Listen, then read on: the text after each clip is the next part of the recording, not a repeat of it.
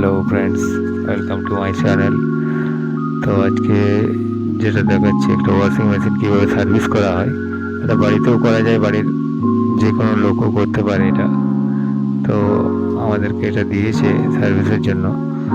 এটাকে আমরা সার্ভিসের জন্য নিয়ে এসেছি। এটাকে যে কোনো ডিটারজেন্ট দিয়ে এটাকে ভালোভাবে পরিষ্কার করা যায়। এগুলো সব খুলে নিয়েছি, আলাদাভাবে ব্রাশ তুলি ব্রাশ দিয়ে পরিষ্কার করে নিচ্ছি। এখানে বেলগুলো খুলে যে কোনো আয়রন জমে গেছে, জলের জন্যই হয় এটা। তো এইগুলো ভালো করে ব্রাশ দিয়ে ঘষে পরিষ্কার করে নিয়ে জল দিয়ে ধুয়ে নিতে হয়।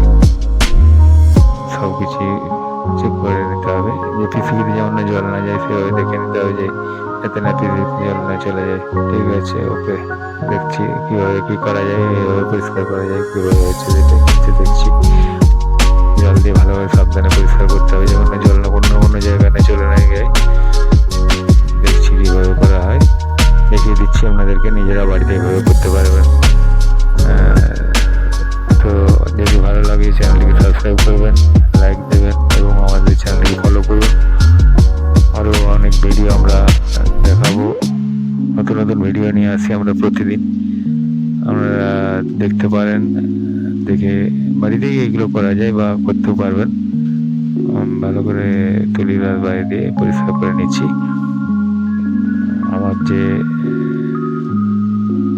যারা আছে টেকনিশিয়ান, ওরাই নিজেরা দক্ষ টেকনিশিয়ান, এরা পরিষ্কার করেছে। এবং পেছনে এই যে ইনলেটের যে পাইপটা থাকে, ওটা খোলার পরে একটা নেট দেওয়া থাকে, ওটাকে পরিষ্কার করতে হবে। আয়রন জমে গিয়ে জলের প্রবলেম হয় অনেক সময়।